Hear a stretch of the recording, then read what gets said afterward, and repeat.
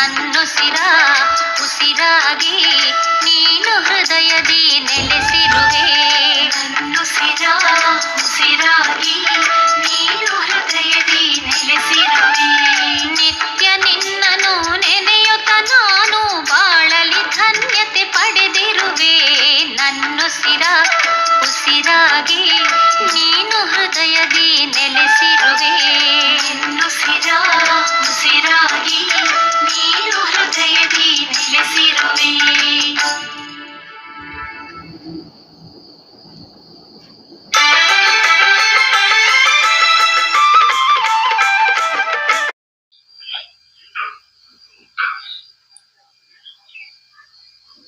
ಸರ್ವರಿಗೂ ಶರಣಾರ್ಥಿ.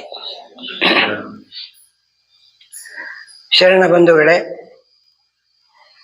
ಇವತ್ತು ನನಗೆ ಅನಿರೀಕ್ಷಿತವಾಗಿ ಈ ಒಂದು ಅವಕಾಶ ದೊರಕಿದೆ. ಇದು ಸುಕೃತ ಅಂತಲೇ ಭಾವಿಸಿ ನಿಮ್ಮ ಮುಂದೆ ನನ್ನ ಒಂದೆರಡು ಅನಿಸಿಕೆಗಳನ್ನು ಹಂಚಿಕೊಳ್ಳಲಿದ್ದೇನೆ.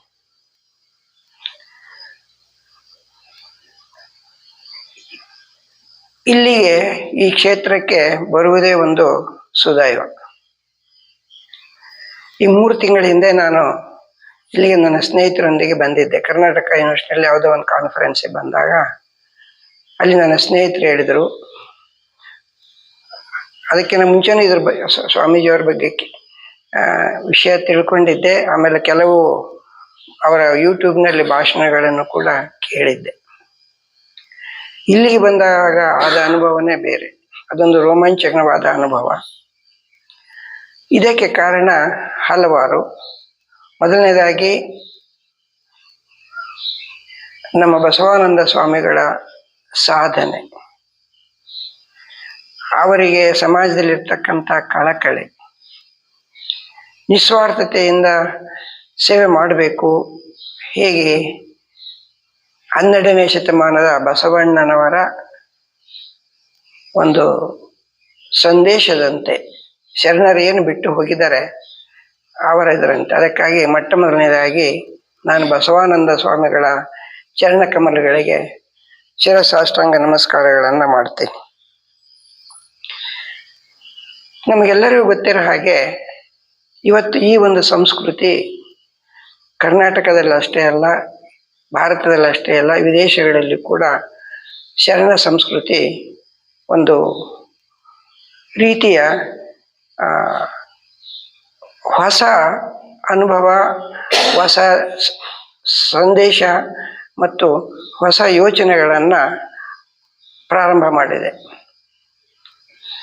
ಇದಕ್ಕೆ ಕಾರಣ ಇವತ್ತು ಆಗಿರ್ತಕ್ಕಂಥ ಕ್ರಾಂತಿ, ಮೀಡಿಯಾ ಕ್ರಾಂತಿ, ಮಾಧ್ಯಮದಲ್ಲಿ ಆಗಿರ್ತಕ್ಕಂಥ ಕ್ರಾಂತಿ.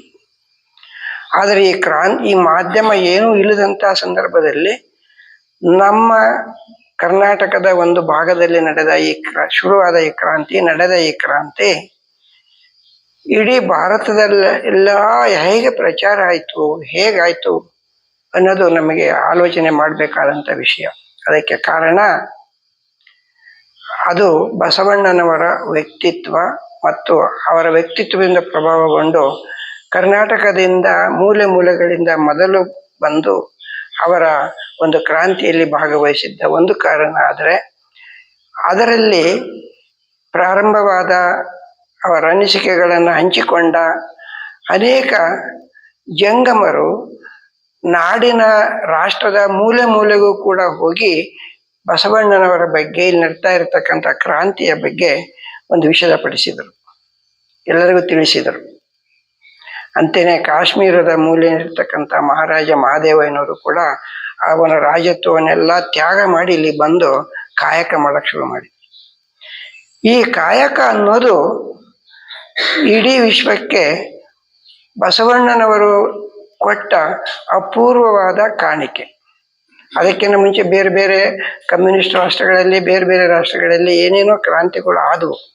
ಆದರೆ ಈ ಕಾಯಕದ ಮೂಲಕ ಆದ ಕ್ರಾಂತಿ ಏನೈತಲ್ಲ, ಅದು ಯಾವ ಕ್ರಾಂತಿಗಿಂತಲೂ ಹೆಚ್ಚಿನದ ಕ್ರಾಂತಿ.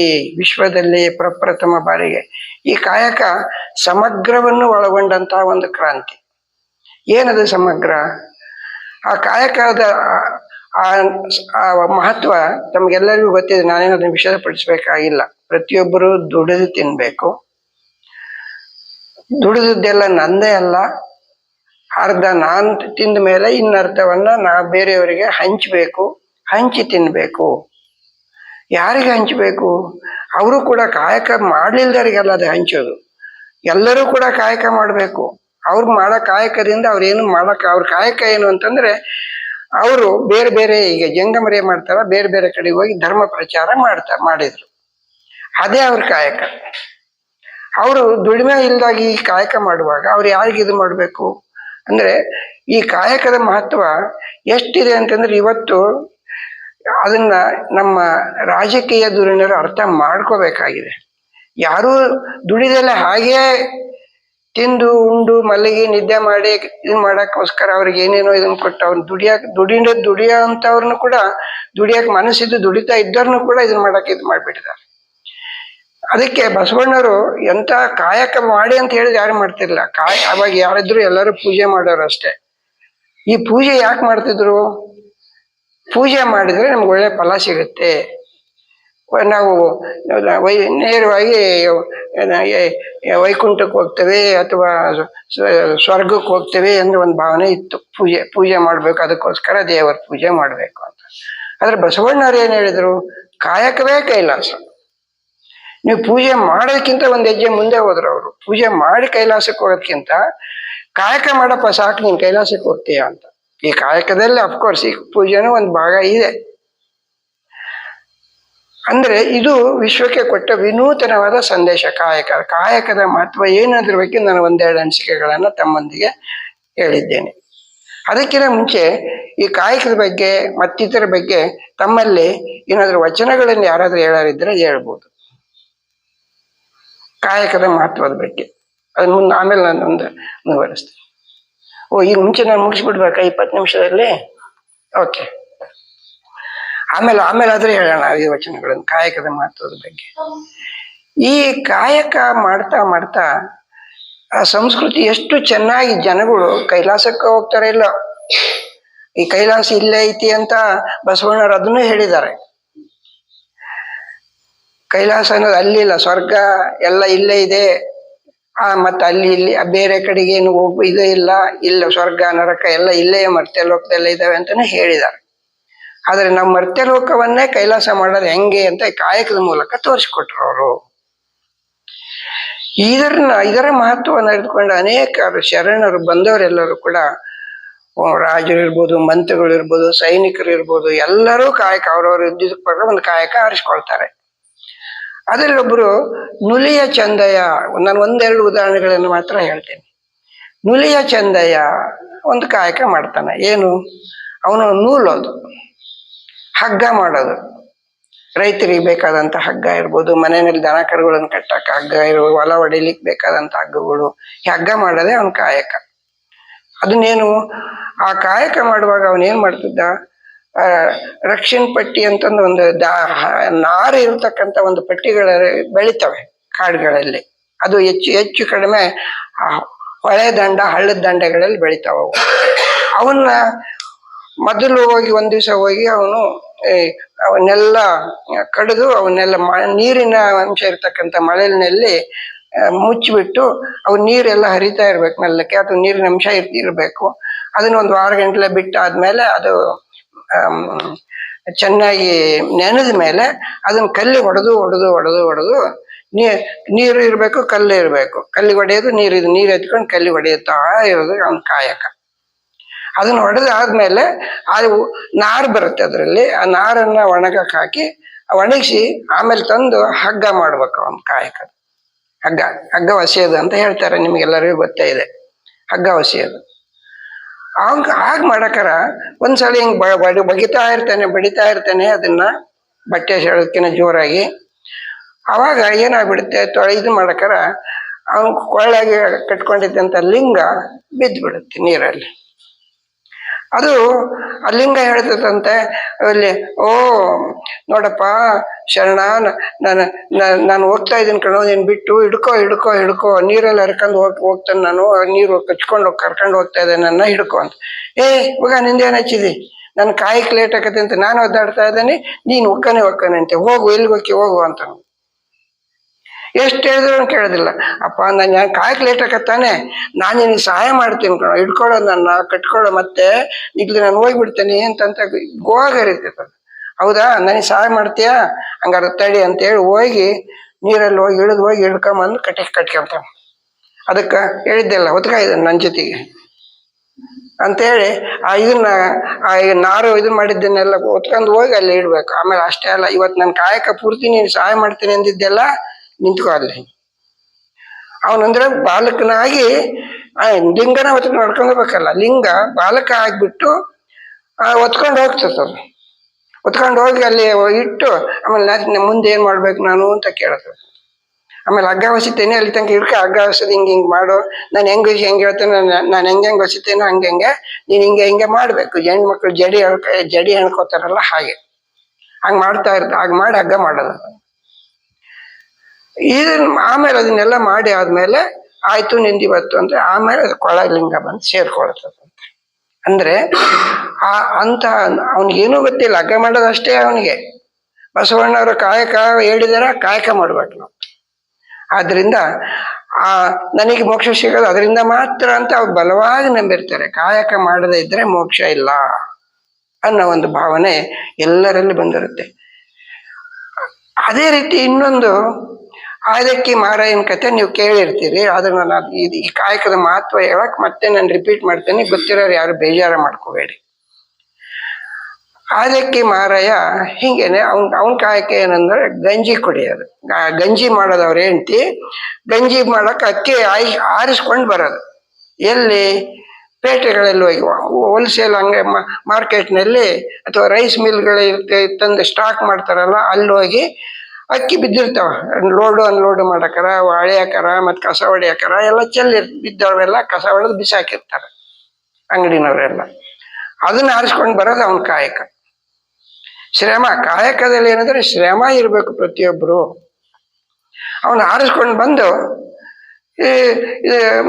ಅಕ್ಕಿ ಕೊಟ್ಮೇಲೆ ಅವ್ರ ಹೆಂಡತಿ ಆಯ್ದಕ್ಕಿ ಮಾರನ ಹೆಂಡತಿ ಹೆಸರೇನು ಲಕ್ಕವ್ವ ಗಂಜಿ ಮಾಡೋದು.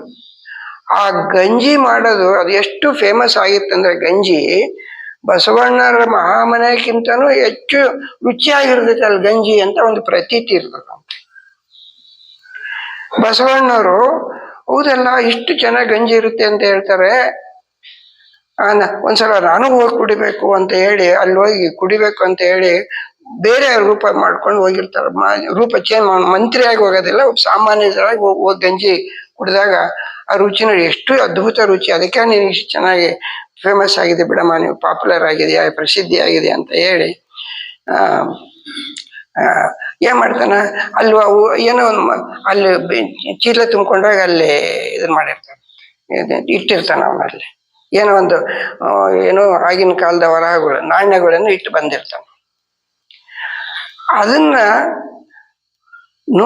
ಅದನ್ನ ಬೇಕು ಅಂತ ಇಟ್ಟು ಬಂದಿರ್ತಾನ. ಈಗ ಲಕ್ಕವ ಆಮೇಲೆ ಇವನ್ ಬಂದು ನೋಡ್ತಾನೆ. ನೋಡಿದಾಗ ಏನಿದು, ಯಾರೋ ಬಿಟ್ಟೋಗಿದಾರಲ್ಲ ಏನು ಅಂತಂದು ಸೀದಾ ತಗೊಂಡೋಗಿ ಬಸವಣ್ಣರ ಹತ್ರನ ಹೋಗಿ ಕೊಡ್ತಾರೆ. ಆಕೆ ಲೆಕ್ಕವು ಗೊತ್ತಾಗ್ಬಿಡುತ್ತೆ. ಅವರೆಲ್ಲ ಈ ಶರಣರು ಅವ್ರು ಮಾಡ್ತಾ ಕಾಯಕದ ಮೂಲಕ ಅದು ಎಷ್ಟು ಅವರಿಗೆ ಒಂದು ಆತ್ಮಶಕ್ತಿ ಎಷ್ಟು ಜಾಸ್ತಿ ಅಗಾಧವಾಗಿರ್ತತಿ ಅಂತಂದ್ರೆ, ಅವರಿಗೆ ಮುಂದೆ ಏನ್ ನಡೀತಾ ಯಾರು ಹಿಂಗ್ ಮಾಡಿದಾರೆ ಅನ್ನೋದು ಗೊತ್ತಾಗ್ಬಿಡ್ತೈತಿ. ಅವ್ನು ತಗೊಂಡೋಗಿ ಬಸವಣ್ಣವ್ರಿಗೆ ಬೈದು ವಾಪಸ್ ಕೊಟ್ಟು ಬಂದಿರ್ತಾರೆ. ಅದೇ ರೀತಿ ಇನ್ನೊಂದ್ಸಲ ದಿನಾಲೂ ನಾನು ಯಾಕೆ ಆರಿಸ್ಕೊಂಡು ಹೋಗ್ಬೇಕು, ಇವತ್ತು ಅಕ್ಕಿ ಭಾಳ ಸಿಗ್ತಾ ಇದ್ವು ಅಂತ ಒಂದು ಸಾರ್ಸಕ್ ಹೋದಾಗ ಮಾರಾಯ ಅವನು ಒಂದ್ ಸ್ವಲ್ಪ ಜಾಸ್ತಿ ನಾಳೆ ನೋಡ್ಬಿಟ್ರೆ ನನ್ನ ಅನುಭವ ಮಂಟಪದಲ್ಲೇ ಜಾಸ್ತಿ ಹೊತ್ತು ಕಾಲ ಕಳಿಬಹುದು, ಹೆಚ್ಚು ವಿಷಯ ತಿಳ್ಕೊಬಹುದು. ಈ ತರ ಚಿಂತನ ಗೋಷ್ಠಿಗಳು ದಿನ ನಡೀತಾವಲ್ಲ ಅಲ್ಲಿ ಅಂತ ಒಂದು ಇದು ಮನಸ್ಸು ಬಂದ್ಬಿಡ್ತದೆ ಅವನಿಗೆ. ನಾಳೆ ತಗೊಂಡೋಗ್ಬಿಡೋಣ, ನಾಳೆ ಪೂರ್ತಿ ಚಿಂತನ ಕಾರ್ಯಕ್ರಮದಲ್ಲೇ ಭಾಗಿಯಾಗೋಣ ಅಂತಂದು ಸರಿ ಜಾಸ್ತಿ ತಗೊಂಡ್ ಬರ್ತಾನೆ.